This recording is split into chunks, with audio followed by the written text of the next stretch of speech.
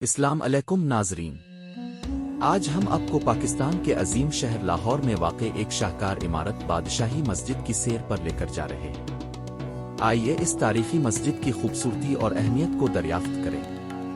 تاریخ: بادشاہی مسجد کا قیام مغل بادشاہ اورنگزیب عالمگیر کے دور حکومت میں 1671 میں عمل میں آیا۔ اس مسجد کی تعمیر میں تقریباً 2 سال کا عرصہ لگا اور یہ 1673 میں مکمل ہوئی۔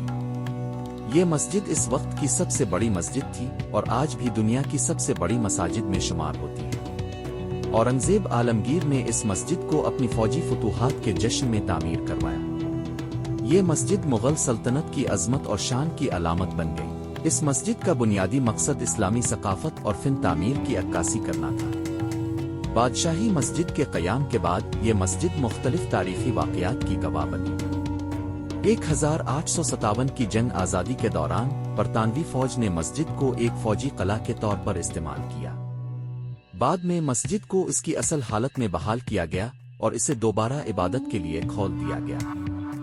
فن تعمیر: بادشاہی مسجد کا فن تعمیر مغل طرز تعمیر کی بہترین مثال ہے۔ اس کی دیواروں اور محرابوں پر خوبصورت نقش و نگار اور قرآن کی آیات کندہ ہے۔ مسجد کے مرکزی گنبد اور 4 مینار اس کی خوبصورتی کو اور بھی نکھار دیتے ہیں۔ یہاں کی سرخ سنگ مرمر کی عمارت اور سفید سنگ مرمر کا استعمال اس کی عظمت کو مزید اجاگر کرتا ہے۔ مسجد کے اندرونی حصے میں خطاطی کا کام انتہائی نفیس ہے۔ قرآن کی آیات کو خوبصورتی سے دیواروں اور گنبدوں پر لکھا گیا ہے۔ اس کے علاوہ مسجد کی محرابوں میں استعمال ہونے والے نقش و نگار مغل فن تعمیر کا بہترین نمونہ ہے۔ یہ مسجد نہ صرف اپنی عبادتی حیثیت کے لیے مشہور ہے بلکہ اس کے فن تعمیر کی خوبصورتی بھی لوگوں کو متوجہ کرتی ہے۔ ثقافتی اہمیت: بادشاہی مسجد نہ صرف ایک عبادت گاہ ہے بلکہ یہ پاکستان کی ثقافتی ورثہ کا ایک اہم حصہ بھی ہے۔ یہاں مختلف مذہبی تقریبات اور اجتماعی نمازوں کا انعقاد کیا جاتا ہے۔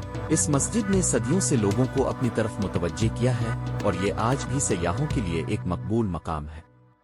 مسجد کا وسیع صحن ہزاروں نمازیوں کی گنجائش رکھتا ہے اور یہاں عیدین اور جمعہ کی نمازوں میں بڑی تعداد میں لوگ شرکت کرتے ہیں۔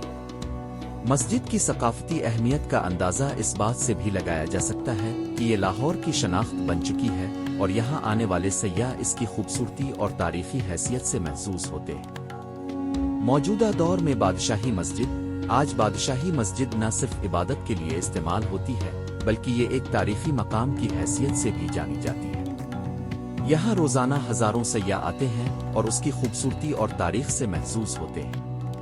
یہ مسجد ہمارے ماضی کی یاد دلاتی ہے اور ہمارے مستقبل کے لیے ایک نمونہ ہے۔ حالیہ برسوں میں اس مسجد کی بحالی کے منصوبے بھی شروع کیے گئے ہیں تاکہ اس کی تاریخی حیثیت کو برقرار رکھا جا سکے۔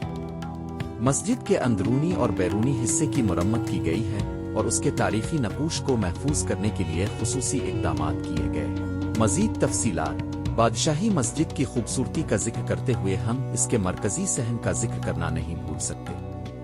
یہ صحن، جسے چاروں طرف سے عالی شان دیواروں نے گھیر رکھا ہے، نماز کے لیے ایک وسیع مقام فراہم کرتا ہے۔ یہاں پر ہونے والی نمازیں عیدین اور جمعہ کی نمازیں ایک روحانی تجربہ فراہم کرتی ہیں جو ہزاروں نمازیوں کی موجودگی میں ادا کی جاتی ہے۔